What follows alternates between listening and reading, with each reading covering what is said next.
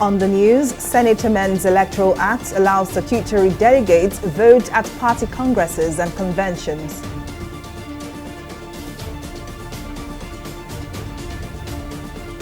Political parties request extension of timelines for primaries.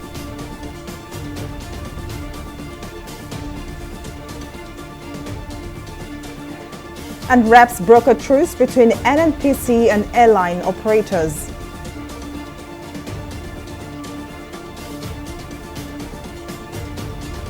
We're glad to have you join us in News Now. I am Folashade Ogurinde. The Senate has passed a bill seeking to enable statutory delegates to vote at congresses or conventions of political parties. The Upper Legislative Chamber passed the bill for third reading after Deputy Senate President and sponsor of the bill, Ovie Omoagege, led the debate. While leading the debate, Omoagege said the electoral bill assented to by President Muhammadu Buhari in February only recognizes ad hoc delegates, adding that the error on the part of the National Assembly was not intended. Speaking after the bill was passed, Senate President Ahmed Lawan said it is expected that the President signs the amendment bill into law. Section 84, subsection 8 of the Electoral Act 2022 does not provide for the participation of what is generally known as statutory delegates in the conventions, congresses, or meetings of political parties. The extant subsection only clearly provides for the participation of elected delegates in the conventions, congresses, or meetings of political parties held to nominate candidates for political parties. Mr. President, this is an unintended error, and we can only correct it with this amendment now before us. A bill for an act to amend the Electoral Act 2022 and for other matters connected thereto 2022 third reading taken, and the bill is passed. The Electoral Act of 2022, or the amended Electoral Act of 2022 that we passed this year, has a deficiency that was never intended, and that deficiency will deny all statutory delegates in all political parties from participation in congresses and conventions. And therefore, such an unintended clause has to be amended before the party primaries start in the next 8 days. Well, to make sense of the amendment, we are now being joined by legal practitioner Malaki Ugumadu. Thank you so much for joining us. Now, let me start by asking, do you think this amendment was done to take care of the controversy generated by Section 8412 of the bill, which prohibits political appointees from voting as delegates in party conventions or congresses for the election or nomination of candidates? Well, it is now an era of unceasing amendments. First is that this particular Section 84 has become very controversial to the extent that even from the inception, the same legislature that passed it and the same president that assented his signature to the bill have requested for the operation. The Nigerian people are a bit taken aback regarding the extent of the unpreparedness. It's quite tardy that the same section that came into effect a few months ago is beginning to record this level of amendments after amendment. And don't forget, it is the same Section 84 or the subsection 12 that is the subject of litigation that has gotten up to the Court of Appeal. So the concern now is, to what extent can we therefore rely on the quality of jobs, quality of legislative drafting, and content of the same drafting to advance our electoral processes? There's no doubt that the legislature, in this case the Senate, has the constitutional right under Section 4 to amend the constitution. To amend the Electoral Act, as they can do to any other legislative instrument. However, if within 2 months maximum we are recording amendments upon amendments with respect to the same section, then what comes to mind is, what was the quality of work that was done in the first place? I think that given an election year, the legislators have become somewhat at darker zone with the executive in relation to who controls the party machinery. And I think that is what is playing out with all of these amendments. That for me doesn't speak well to the consolidation of the electoral process and the electoral procedures that we have, which may give rise to a lot of litigations. I have just mentioned that Section 84, subsection 12, which targets political appointees, is a subject of litigation up to the Court of Appeal, as I speak with you. So, of course, which brings me to my next question. If this particular amendment is passed into law by President Muhammadu Buhari, how much of a difference would this make on the Electoral Act as it currently stands, especially with just a little, it's just a little a year before the 2023 general elections? It will be gratifying to find out the content of the amendment they seek to effect. Because, quite frankly, when the nation was sensitized as to the anomaly or the perceived anomalies in Section 84, it was with respect and reference to subsection 12. Now, with respect to subsection 8, the Senate has also taken another step, as it were, since the bill has been passed, to effect yet another amendment to subsection 8. The whole issue is as to who is qualified to participate in the primaries of the respective political parties leading to the main election. And I think that what is at play is a contest, or if you like, a clash between the executive and the legislature with respect to who controls the political parties and the process of delegates to the same congresses, because that way they are able to position themselves in a way that gives either the legislature or the executive the advantage that enables them to pull the strings, as the case may be. Well, indeed, legal practitioner Malaki Ogumadu, thank you so much for your contribution. Thank you so much for your time. Moving on, the murder trial of Andrew Nice, the suspected killer of 22-year-old Bamise Ayanwola, has continued on Tuesday at the Lagos High Court. The court session, which lasted for over 3 hours, took the testimony of the fleet operational manager of the Lagos Bus Services. Led in evidence by the prosecution counsel, the witness gave detailed account of events after the alleged murder. More details in this report. This is the second time the BRT bus driver, Andrew Nice, suspected killer of Bamise Ayanwola, will be appearing in court after his rearraignment by the Lagos State government on a 5-count charge bordering on rape and murder. Mary Jane Ozezulu is the first prosecution witness. During a cross-examination by the defense counsel, Mary said she was the only passenger on the bus when the suspect, after picking out Alesh Hotel bus stop in Ajah, stopped the bus around Lekki Conservation Area, dragged her to the back and raped her.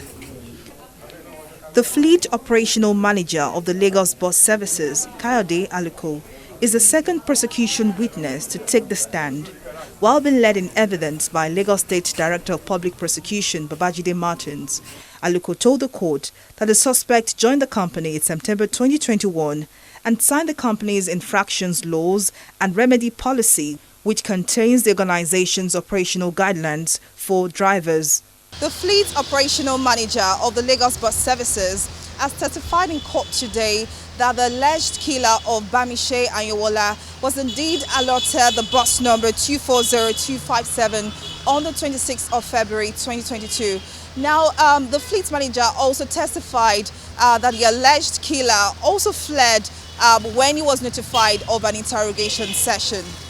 Despite vehement objections from the Defense Counsel on the admissibility as evidence before the court, copies of the policy and extracts from the company's register for 25th, 29th of December 2021 and 26th of February 2022 were tendered by the prosecution and admitted as exhibits by the presiding judge, Justice Sherifat Shonaike.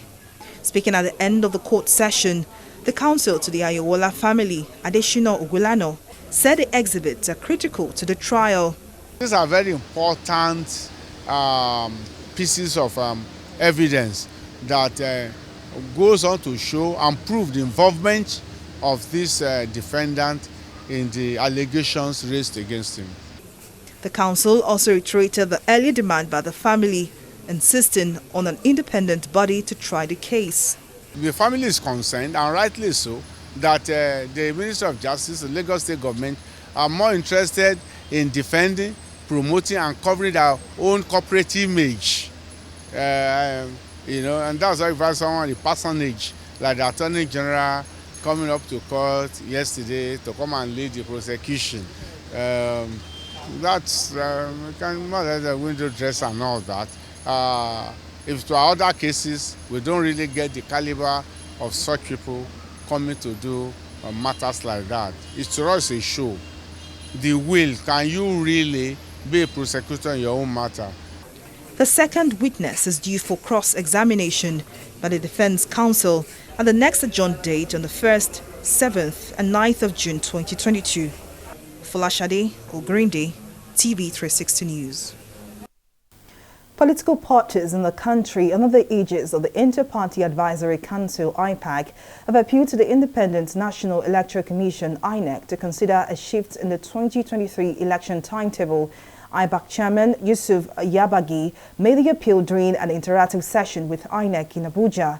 Yabagi said the August 4th request for extension of party primaries would make for a screening and selection of qualified and flag bearers. Our correspondent Emeka Amako files in this report. With the 2023 general elections fast approaching, the Independent National Electoral Commission (INEC) is trying every possible course of action to achieve a free and credible outing come next year.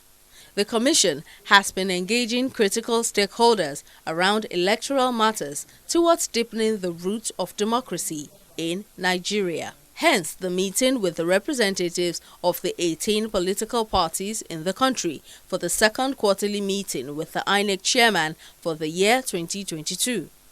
It is the first meeting since the Electoral Act came into force and the release of the timetable and schedule of activities for the 2023 general elections by INEC. Weighing his options ahead of the election, the chairman of the Inter-Party Advisory Council, Yusuf Yabagi, requested for a slight adjustment to the recently announced timetable and schedule of activities for the 2023 general elections. Some of the constraining developments which we believe were not considered and therefore not factored by the INEC while drawing up its schedule of activities includes the following: the Christian Lenten season and the Muslim fasting in the month of Ramadan, respectively, followed by the celebrations of Easter and Eid al-Fitr Salah, in which the vast majority of party members were involved. The developments inevitably, therefore, greatly disrupted planned activities and programs of political parties, leading to the loss of about 2 weeks out of the allotted time of the timetable. The General Assembly of IPAC, after an exhaustive examination of the INEC timetable and related issues, arrived at an unanimous decision to request for an extension of 2 months to the deadline of the time frame for the conduct of the party primaries and resolution of conflicts arising from the primaries. Responding to IPAC's request, the INEC chairman Mahmood Yakubu restated the resolve of the commission not to review the timeline for the party primaries, maintaining that such review would disrupt its schedule and put the commission under unnecessary pressure. Twice in the last 2 weeks, the commission had cause to remind political parties of the necessity for strict compliance with the timelines for party primaries. I hereby reiterate the position of the Commission that there will be no review of the timelines. There are so many interrelated activities that are associated with the timelines which must be carried out. Any review to extend the timelines for one activity will affect other activities and put unnecessary pressure on the political parties and the Commission. This will ultimately result in more complications than what the extension seeks to achieve. Yakubu also disclosed that all 18 political parties have forwarded the schedules of their primaries to the commission, and some have commenced the process of choosing their candidates by conducting ward and local government congresses. The Airline Operators of Nigeria has reached a truce with the leadership of the House of Representatives and other government agencies to cancel the plan of shutting down flight operations in the country. The truce was reached at the meeting attended by operators, stakeholders in the aviation industry, and members of the House of Representatives. The meeting also resolved that the government would make available 6 million litres of fuel to marketers of the product. Our correspondent Abisola Adebayo has the details in this next story. Speaker of the House of Representatives and some members of the House meet with airline operators and stakeholders in the aviation sector. The meeting was called to avert airline operators' planned shutdown, a decision brought about by ridiculous hike in the price of aviation fuel. At the commencement of the meeting, the airline operators lamented how the product jumped from 190 naira to 700 naira per litre in such a short time. For everything he read out here, it was about 530 or thereabouts. How then are some people now offering us 480 to say to us at 480? And remember, they gave from the PIF that was given to the marketers was given at 335, and we are still getting at 670. Despite the cries of the operators, the Central Bank of Nigeria and the Nigerian National Petroleum Company Limited (NNPC) say there is little or nothing they can do to help. Your bank finds you worthy of that kind of intervention. Naira we will manage, but dollar, I don't produce dollar. Naira we will see how to assist, but you have to first of all meet your bank. If it is Naira intervention that you're asking for, but of course, you know that your bank will look at your creditworthiness to be sure that historically you've had a good credit. If you don't have a good credit, you are not going to access it. And of course, some of you know that you have accessed CBN funding for importation of aircrafts. And indeed, we've done so. There is no fixed price. This is a deregulated product. So you cannot hold on to any price. And indeed, what you have seen in the media, the 700 naira reference point cannot be a reference point. This market shifts as we speak now is closely related to the price of crude oil. As it lands in this country, there are a number of things that happen which they have engaged with the downstream authority to determine what exactly are the build-up to the pricing. After several back and forth, the meeting finally reached a resolution. The NNPC agreed to supply jet fuel to selected marketers nominated by the airline operators, and in the meantime, the association will apply for a jet fuel import license. NNPC and the airline operators have both agreed that in the interim, for 3 months, that your marketers of choice that you are comfortable with and you know their markup will not drive you out of business. The third resolution is that right now you will begin or commence the process of application for your own license to be able to import your own jet fuel. Meanwhile, marketers of petroleum products under the aegis of Major Oil Marketers Association of Nigeria have said the resolution is not sustainable, given the already bogus 4 trillion naira annual subsidy cost being borne by the federal government. Abisola Adebayo, TV360 News. We'll take a break here, but still to come, IPMAN asks federal government to pay marketers 500 billion naira bridging claims or expect petrol scarcity. Details of the story and more right after this break.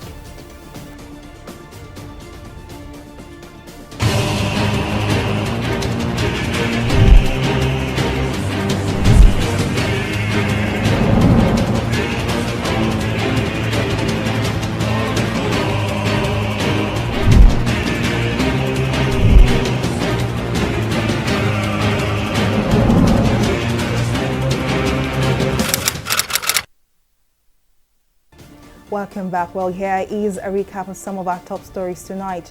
The upper chambers passed a bill seeking to enable statutory delegates to vote at the congresses or conventions of political parties. While in the debate, Omo Agege said the electoral bill, assented to by President Muhammadu Buhari in February, only recognizes ad hoc delegates, adding that the error on part of the National Assembly was not intended. We also told you that Airline Operators of Nigeria has reached a truce with the leadership of the House of Representatives and other government agencies to cancel the plan of shutting down flight operations in the country. The truce was reached at the meeting attended by operators, stakeholders in the aviation industry, and members of the House of Representatives.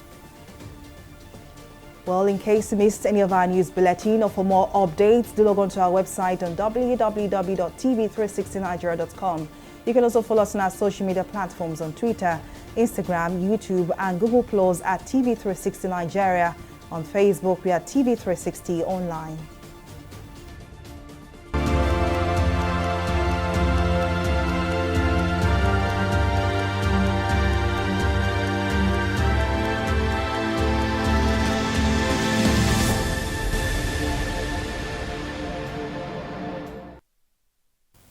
Welcome back. And now in COVID-19 stories and updates, President Muhammadu Buhari has said Africa's post-COVID-19 recovery requires collaborative efforts of different countries in the continent following its negative effects in all sectors.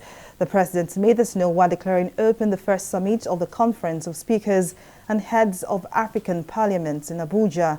Represented by Vice President Yemi Osinbajo, President Buhari stressed that the post-COVID-19 recovery strategy for Africa must go beyond the individual efforts in order to drive sustainable development growth and recoveries across the African continent. The bells at the Washington National Cathedral rang out 1,000 times on Monday, with each toll representing 1,000 deaths from COVID-19 as the United States closed in on the grim milestone of almost 1 million COVID-19 dead. The United States has suffered the most COVID-19 deaths of any country in the world, ahead of Brazil, India, and Russia. As of Monday, it had racked up more than 995,000 deaths from the virus, according to the latest data from the Johns Hopkins University. I will take a breather here and return with more stories on the business scene. Just stay with us.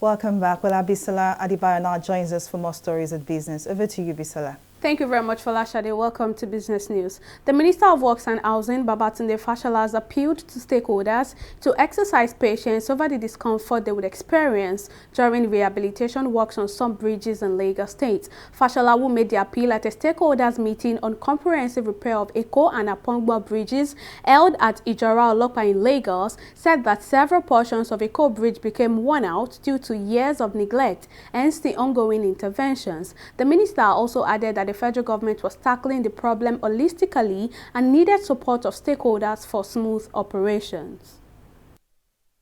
Traffic management, some delay in movement until we get it all done, so that we can give the bridge its full service life back again. People under bridges, trading will damage, and then we will face the kind of pain we are facing now with Akpogbo bridge damage, because it was trading that caused the problem and the fire. So this must just stop. The newly burnt Akpogbo end. And the work to be done there, the presentation highlighted the damages, the existing damages on the bridge, the bearings that are gone, the expansion joint, the work on the piers, the exposed reinforcement and tendons, all these were highlighted. We take a break now and return with a review of the stock market.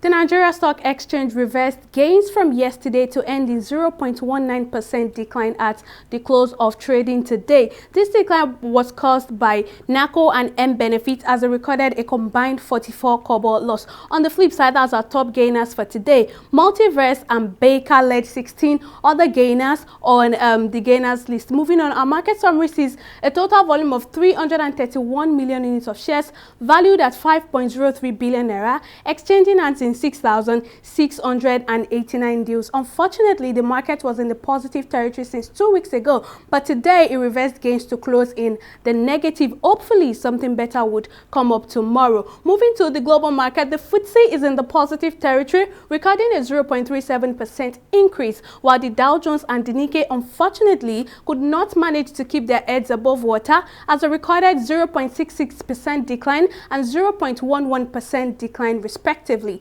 That's all on Stock Market Report. Back to you, Folashade, for the rest of the news. Well, many thanks, Bisala, for that update. And on the foreign scene, the head of the UN Human Rights Monitoring Mission in Ukraine has warned that the civilian death toll in Ukraine is thousands higher than the official toll of 3,381, with deaths in the port city of Mariupol alone likely to add significantly to the total. The warning was delivered as dozens more bodies were discovered in the ruins of a burnt-out and collapsed 5-story building in the Kharkiv region. And as the UN Migration Agency said, 8 million people were internally displaced inside Ukraine by the conflict.